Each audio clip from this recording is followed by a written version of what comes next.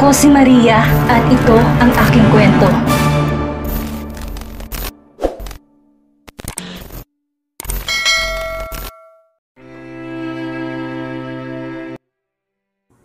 Malalim at nakakalunod ang halik na kanilang pinagsasaluhan. Ang braso ni Kara ay nakapulupot na sa batok nito at sa isang galaw ay binuhat ni Daniel ang asawa sa kanaupo sa sofa habang inupo naman niya ito sa kanyang kandungan. Pareho na silang naghahabol ng hininga na magtangka si Daniel na hubaran ng asawa. Katok sa pinto ang nagpatigil sa dalawa. "Sir, nandito na po ang lunch niyo. Nasa labas si Eunice." Ani Kara na akmang tatayo ng yakapin ni Daniel sa bewang para mapigilan. Pagkatapos kinuha sa bulsa ang cellphone para tawagan ng sekretarya. Nakarinig sila ng ringtone mula sa labas. "Mamaya ko na kukunin ng pagkain namin." Ani Daniel na kaagaling ng pas ng asawa sa balikat. "Ano ka ba? Baka anong isipin niya?" bulong ni Kara. "At bakit? Akala ko ba gutom na kayo?" Naku Daniel, alam ko na yung ginagawa mo. Pakainin mo na muna si Kara bago siyang kainin mo. Ani Eunice mula sa kabilang linya na nasa labas lang naman ng opisina. Nang marinig ni Kara ang sinabi ng sekretary, natakpan na lamang niya sariling mukha dahil sa hiya. "Tama na to Daniel at kumain na lang tayo." Ani Kara, natuluyan ng tumayo sa pagkakaupo sa kandungan ng asawa. Agad rumihis ang inis sa mukha ni Daniel. "Look what you did." Ayaw niya natuloy. Ani ang sinisisi ang sekretarya. "At kasalanan ko pa talaga? Get a room, not in the office." Ani Eunice at matapos ipinatayan ito ng tawag. Hindi naman makapaniwala si Daniel sa narinig. Grabe talagang magbuntis, daig pang amo. Komento niya pa pero hinampas lang siyang muli ng asawa sa balikat. "Ikaw kasi, tara kumain na lang tayo." Ani Kara. "Kunin mo yung pagkain, ayokong lumabas, nakakahiya." Saka inayos ang damit na bahagyang nagusot sa ginawa nito. Labag sa loob na tumayo si Daniel para kunin ang pagkain nilang dalawa. Pagbalik sa opisina, dala ang paper bag ay kaagad kinuha ni Kara para makakain na sila. "Dahan-dahan lang Kara, hindi mo kailangan magmadali sa pagkain. Baka malate ako." Sunod-sunod niyang subo sa pagkain. "Ang totoo, pwede ka namang umabsent kung gugustuhin mo. Kasi ako ang totoong may-ari ng restaurant." Nabigla si Kara sa narinig pero kalaunan ay bumalik din sa normal ang ekspresyon. "Ikaw man ang may-ari o hindi, magtatrabaho pa rin ako Daniel. Kahit ipagutos kong huwag ka nang bumalik doon. Pinapaalala ko sa yung ako ang amo mo." Ani ang nagtaas ng kilay. Humalokip-kip naman si Kara. "Sino naman sa ating dalawa ang boss, Aber?" Napangisi si Daniel. "Siyempre ikaw." Sabay hawak sa batok nito upang gawaran ng halik sa labi. Matapos ay pareho silang natawa at nagpatuloy na sa pagkain.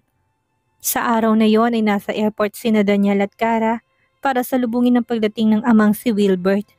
Naroon din sina Peter at ang ina nito na nang makita si Kara kagad tung yumakap.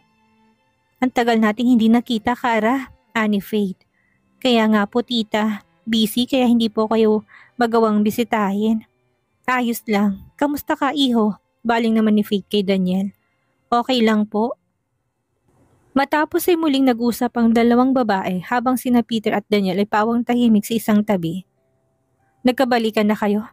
biglang tanong ni Peter. Tumangulang si Daniel bilang sagot kaya nagpatuloy pa to. "Sana this time, nagbago ka na nga talaga. Dahil sa oras nasaktan mo pang muli si Kara." "Bakit? Aagawin mo ba siya?" "Hindi ko yun gagawin dahil never naman ako nagkaroon ng pag-asa sa kanya. Ang gusto ko lang sabihin, pag sinaktan mo siya, asahan mong susugurin kita sa opisina mo't bubugbugin." Pabala pa ni Peter. Napangisi naman si Daniel. "Hindi yun mangyayari. Hindi na kahit na kailan. Asahan ko yan," ani Peter. At ilang sandali pa ay dumating ng pinakahihintay nila. Naglalakad na palapit si Wilbert habang tulak-tulak ang trolley para sa mga dalang bagahe. Kaagad sumalubong si Faith para mayakap ang asawa at ganun din si Peter para sa kinilalang ama. Habang si Daniel ay nanatili lang sa pwesto hanggang sa tingnan ni Wilbert at lapitan. "Daniel, anak, ang tagal nating hindi nakita." Aniya sabay yakap. Si Daniel naman ay naistatwa lang sa pwesto hanggang sa unti-unti na ring ginalawang kamay para mayakap ang ama. "Patawad anak, ngayon lang ako nagkalakas loob na kausapin ka." Ani Wilbert. Hindi naman nagsalita si Daniel dahil sa emosyong nararamdaman. Hindi niya gusto umiyak sa lugar na yon, lalong-lalo na sa harap ng mga kasama. Matapos naman ang madamdaming pagkikita ng mag-aama ay nagaya si Faith na umuwi at naghanda siya ng pagkain sa bahay. Sumama kayo, Kara. Daniel, saluhan niyo kami. Tatanggi pa sana si Daniel pero kaagad na pumayag si Kara. Sama tayo para makapag-usap kayo ni Tito. Wait, paano ko ba siya tatawagin? Tito or Papa? Saka natawa. Pagkatapos ay kanya-kanya silang sakay sa sariling kotse. Ilang oras din ang naging biyahe bago marating ang bahay. Medyo hisitant pa si Daniel na tumuloy sa loob kahit nakaakbay si Wilbert. Kaagad namang hinanda ni Faith ang mga hapagkainan para makakain na sila. Maya-maya pa ay nasa harap na sila ng pagkain at masayang nagkwekwentuhan habang kumakain. Si Kara na nakikisali sa usapan ay panakanakang tinitingnan ang asawa dahil tahimik lang ito sa kinauupuan. Ayos ka lang? Bulong niya. Lumapit naman ito at bumulong din. Hindi ko alam. Kanina pa ako kinakabahan na ewan. Parang gusto ko nang umuwi. Wag muna, kailangan niyo pang mag-usap. Ani Kara sa kahinawakan ng kamay ng asawa para maibsan kahit papaano ang kaba nito. Pagkatapos ng mahabang usapan sa hapagkainan ay tumayo na si Daniel para magpahangin sa balcony. Si Peter, Faith, maging si Kara ay nagpa siyang lumabas na muna saglit sa bahay para hayaan ang mag-aama na makapag-usap ng masinsinan. Tapik sa likod ang ginawa ni Wilbert para kunin ang atensyon ni Daniel. Kamusta ang buhay? Alam kong mahirap lalo pat wala ko sa tabi mo ng mga panahong iyon, anak. Iniwan ko sa iyo ang responsibilidad sa kumpanya. Pasensya ka na. Kinaya ko naman, Daddy. Kayo po mahirap pa na malayo sa mga mahal mo sa buhay? Sobra, pero itong pinili ko. Gusto ko to para masuportahan si Faith at Peter. Bakit ako, Daddy? Ako ang anak ninyo. Hindi man lang nakatanggap na kahit na anong mula sa inyo pero sa iba. Hindi gusto ni Daniel na manumbat pero hindi lang niya maiwasan. Lalo pa talagang yun ang nararamdaman niya. Na mabuti pang anak ng iba, binuhay nito pero siya itong totoong anak. Sariling dugot laman ay wala man lang natanggap kahit na moral support. Hindi ako hinayaan ni Lourdes na makausap ka.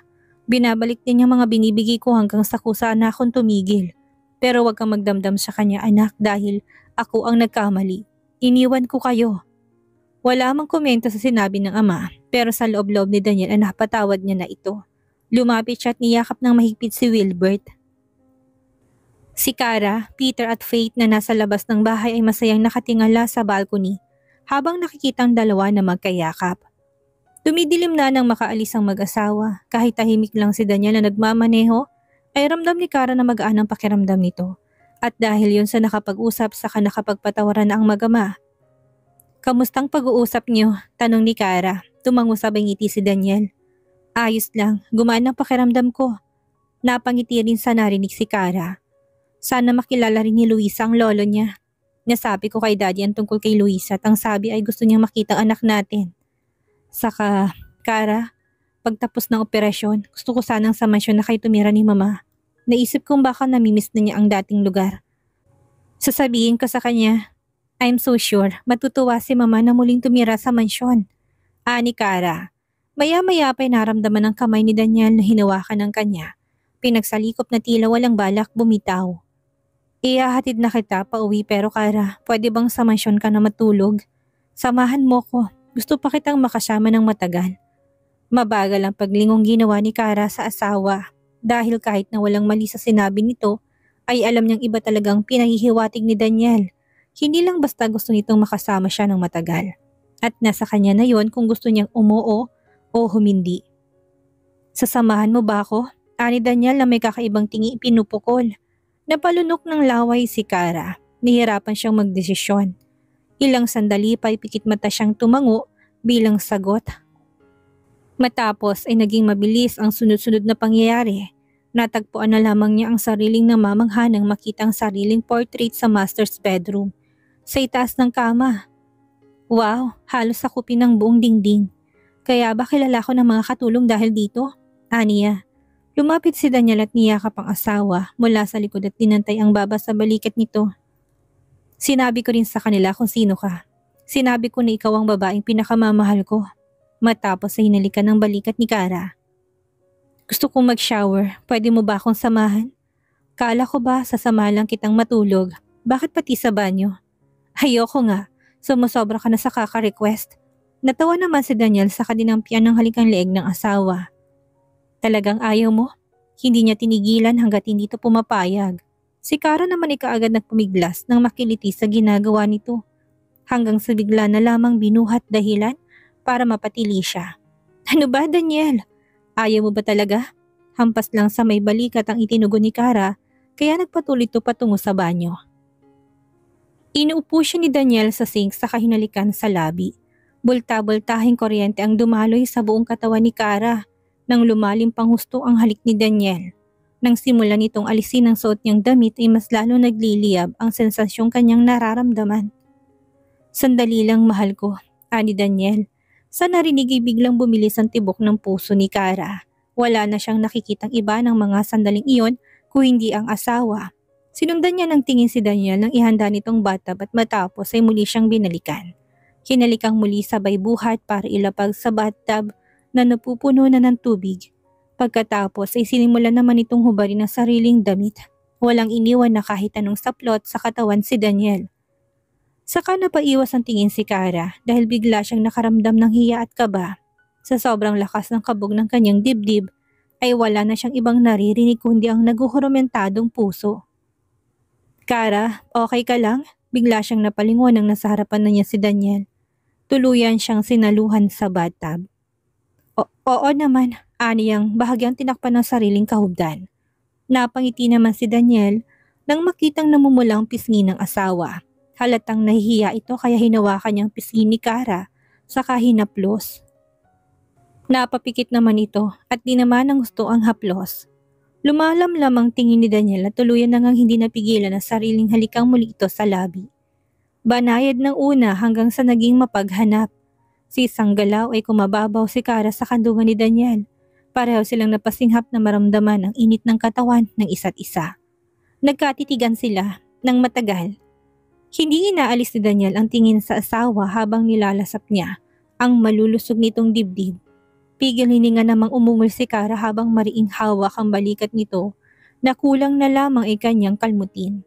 Ang kamay ni Daniel ay humaplos sa bewang nito at pumosisyon nang maayos upang maitutok ang nangangalit niyang sandata. Gusto niyang maramdaman ni Kara kung gaano siya kasabik sa muli nilang pag-iisa. Nagsimulang gumalaw si Daniel ay kinanganga nito. Kulang na lamang ay tumirik ang mga mata ni Kara dahil sa nararamdamang sensasyon. Nakakapanghinang ginagawa ni Daniel kahit na wala pa sila sa puntong iyon. Yumakap si Kara sa batok nito at sinimulang sabay ng galaw ng asawa. Ngunit bigla na lamang tumigil si Daniel. Mahigpit na hinawakan ng kanyang bewang para pumirmi. Nang tignan niya ay madilim ang ekspresyon nito na tila galit. Bakit? Kabadang tanong ni Kara. Kailan ka pa naging ganito katapang? Saka mariing pumikit. Kanina pa ako nagpipigil, mahal ko, pero sa ginagawa mong ito ay mas lalo mo kong binabaliw. Ako rin, Daniel, ganun din ang nararamdaman ko ngayon. Nakakabaliw kaya wag mo na akong pahirapan pa. Do it, do me. Sa sinabi ng asawa ay tuluyan ng hindi nakapagpigil si Daniel. Sa isang iglap ay nagpalit ng posisyon nilang dalawa. Lagaslas ng tubig ang maririnig sa ginawa niyang paggalaw. Nasa ilalim na niya si Kara at tuluyang pinosisyon ng sarili sa hiyas nito. Pikit mata at nakatingala niyang pinasok ng dahan-dahan ng sarili. Mabagal sa simula hanggang sa unti-unting bumibilis. Umaapaw ng tubig sa bata pero tuloy pa rin sa ginagawa si Daniel. Nag-e-echo ang mga ungol nila sa banyo at ang malamig na tubig ay unti-unting umiinit gaya ng kanilang nararamdaman. Sa gabing iyon ay sinulit nila ang bawat sandali. Walang pinalampas na lugar.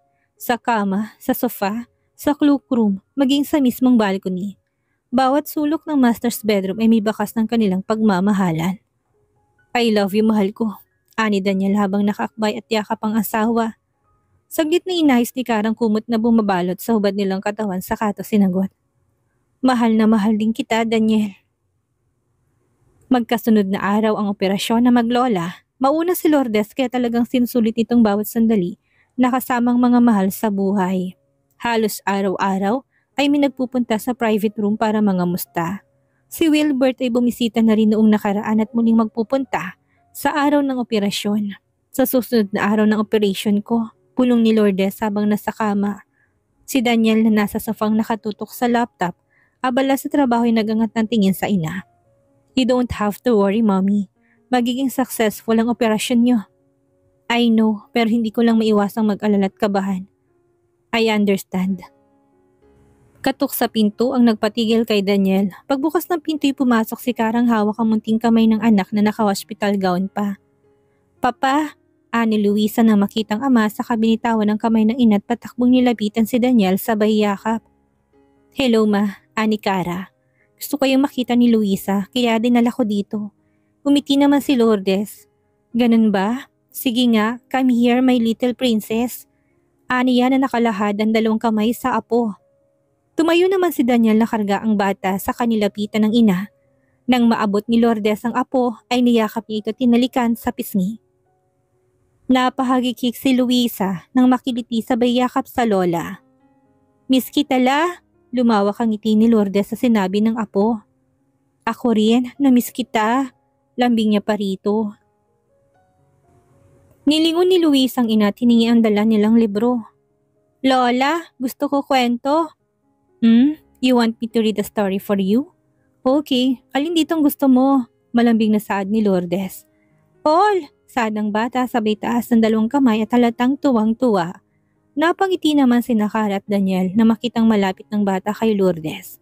Siyempre, hindi pinalampas ni Daniel ang pagkakataon na tagad niling kiss ang braso sa bewang ng asawa sabay bulong.